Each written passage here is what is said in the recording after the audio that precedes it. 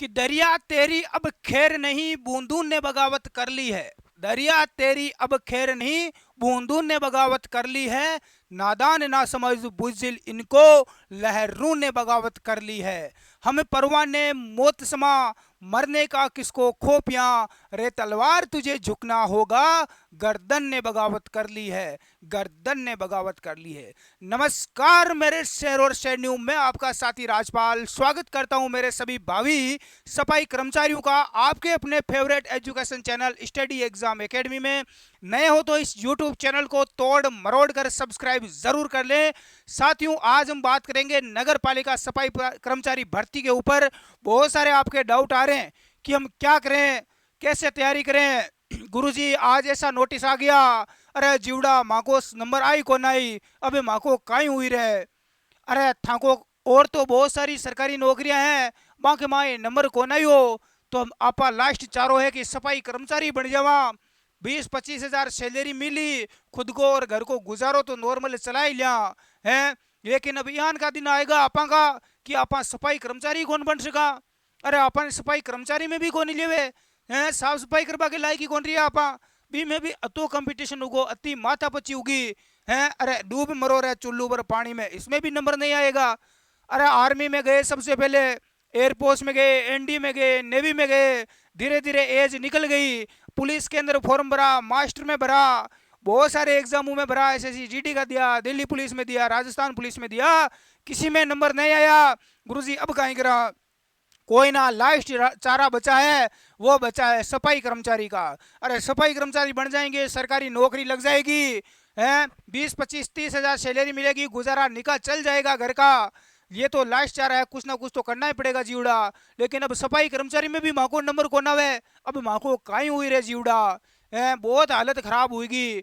कम कम है सरकारी नौकरी के नाम काई पतो, कोई गांव के मान एक माहौल रिया करे कि छोरो सरकारी नौकरी लागो, टुकड़ा भेड़े उगो, 60 साल ताने हैं। अरे 60 साल तान की रोजी रोटी होगी, भूखो कोनी रहे, छोरी ने भूखी कौन राखे, इकी सगाई कर दी वहाँ है, कोई छोरी दे दी, कम कम सगावड़ी तो हुई जीवड़ा। लेकिन अब तो सफाई कर्मचारी बनू जीवड़ा तो आसान कोनी, अब काई करा रहे, अब माँ को काई हुई माँ साहब।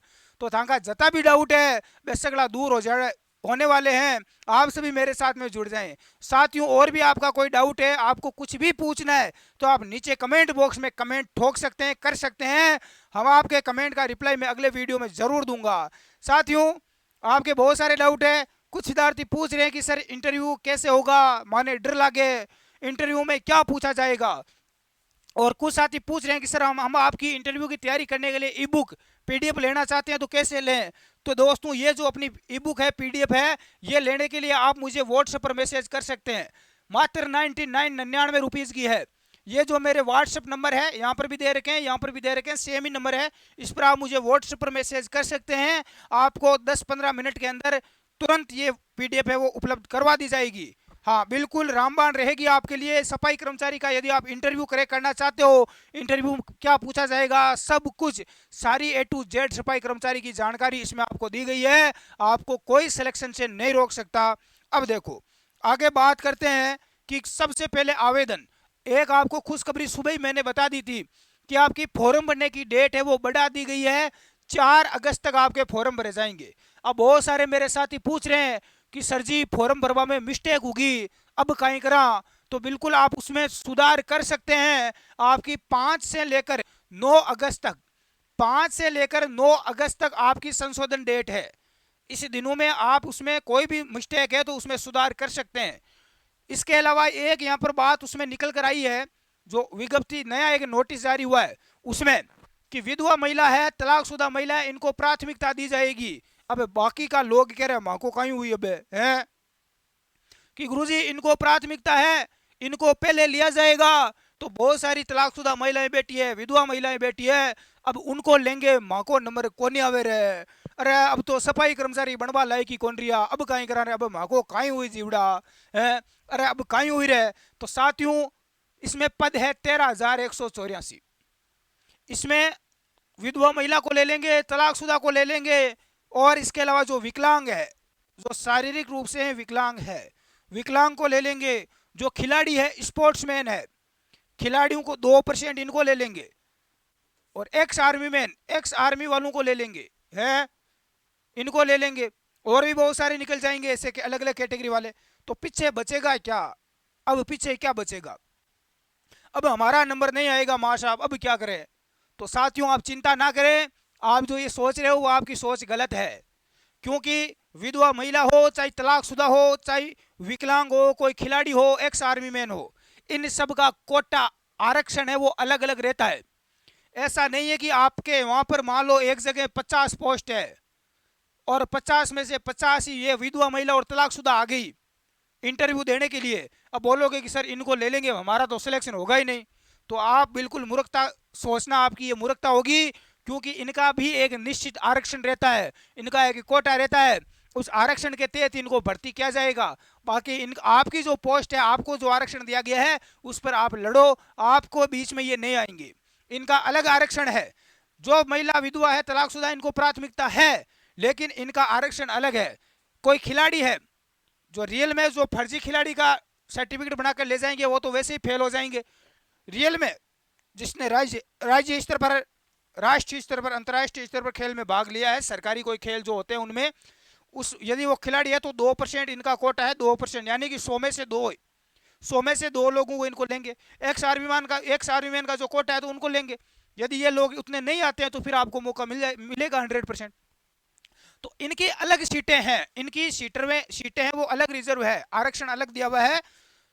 हाँ, तो कोई भी साथी, और बाकी जो एक वाल्मीकि समाज के लोग हैं, वाल्मीकि, कि भाई इनको ले लेंगे तो हमारा क्या होगा? हमारा तो, हम तो किसी कैटेगरी में आते नहीं, हमारा सिलेक्शन नहीं होगा। तो आप बिल्कुल चिंता ना करें, घबराए नहीं, आपकी कोटा अलग है, आरक्षण आपको अलग है, आरक्षण के तहत भर्ती करवाई जा रही है। तो आपको जो आरक्षण है उस आरक्षण के तहत आपको भर्ती करवाया किया जाएगा, इनका आरक्षण अलग है। आपको इस चीज़ की चिंता नहीं करनी है, आपको केवल अब तैयारी पर जोर देना है।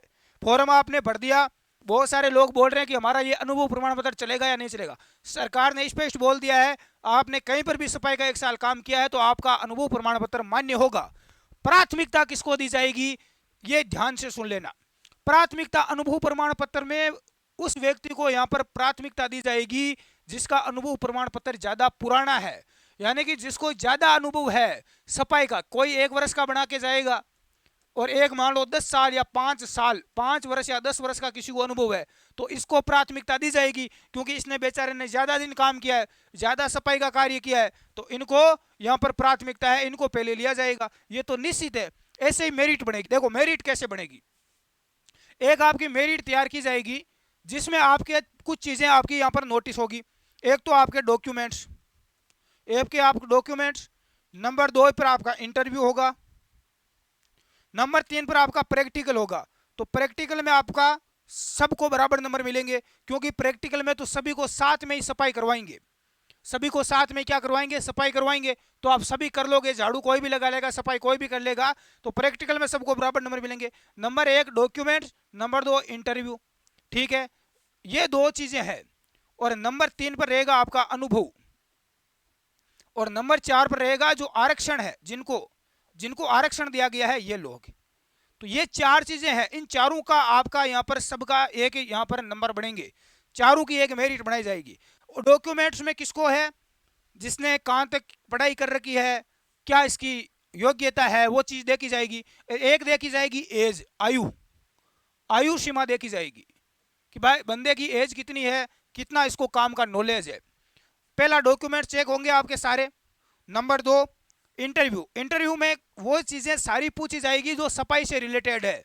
इससे आपका पता चल जाएगा आपको सफाई करने का कितना नॉलेज है, झाड़ू कितने प्रकार की होती है, सफाई कितने प्रकार की होती है, कैसे की जाती है, जो अलग अलग डस्टबिन होते हैं, कचरा पात्र होते हैं, उनके क्या क्या यूज है, क्या नहीं है, ये सब चीजें आपको पूछी जाएगी। यदि आपको नॉलेज है तो आप बिल्कुल पास हो जाओगे। इंटरव्यू में यदि आपने प्लस पॉइंट दे दिया तो उनको लगेगा, पूरी एक कमेटी बैठेगी, 3-4 लोग बैठेंगे, फिर आपका इंटरव्यू लेंगे, सभी अलग अलग सवाल करेंगे, तो बिल्कुल आपका अच्छा स्कोर रहा, अच्छा नॉलेज आपको रहता है, तो उनको लगेगा कि बंदा वास्तु नॉलेज वाला है, इसको लेना चाहिए, इंटरव्यू के बारे में, साफ सफाई के बारे में सब नॉलेज है। ये सब आपको मिलेगा। आपको नहीं पता है तो हमारी जो ई बुक है PDF वो ले लेना, आपको वहां से पता, पूरा डिटेल में आपको पता चल जाएगा। अगली समस्या आती है प्रैक्टिकल, तो ये सबको बराबर मिलेगा। अनुभव प्रमाण पत्र, ये देखा जाएगा कि अनुभव प्रमाण पत्र कहाँ का है। कोई यदि आपने नगर पालिका में सरकारी संस्था में काम किया तो आपका प्लस पॉइंट रहेगा, ये 100% है। प्राइवेट संस्था में किया है, कौन सी होटल में किया है, कहाँ पर किया है, तो वो भी एक प्लस पॉइंट रहेगा, उसमें भी आपको यहाँ पर बढ़त मिलेगी बाकी लोगों से। एक आपका आरक्षण, वो तो छूट सबको मिलती है, जैसे कोई महिला है, विधवा कोटे से है कोई विकलांग व्यक्ति है, तलाकशुदा है, तो उनको यहाँ पर कोई स्पोर्ट्समैन खिलाड़ी है तो उनको आरक्षण अलग है, उनका अलग रहेगा, उनकी आप चिंता ना करें। तो ये चीज़ें आपकी सारी नोटिस की जाएगी, उसके बाद में देखा जाएगा कि भाई किसका कितना स्कोर, कितना परसेंट स्कोर हो रहा है, उसके बाद में आपकी मेरिट लिस्ट है वो जारी की जाएगी। और आपको कोई समस्या है, कुछ पूछना है, तो आप मुझे नीचे कमेंट बॉक्स में पूछ सकते हैं। आपको हमारी टीम बिल्कुल बैठी है तैयार, आपको हमें 100% रिप्लाई ज़रूर करेगी। धन्यवाद साथियों, जय हिंद,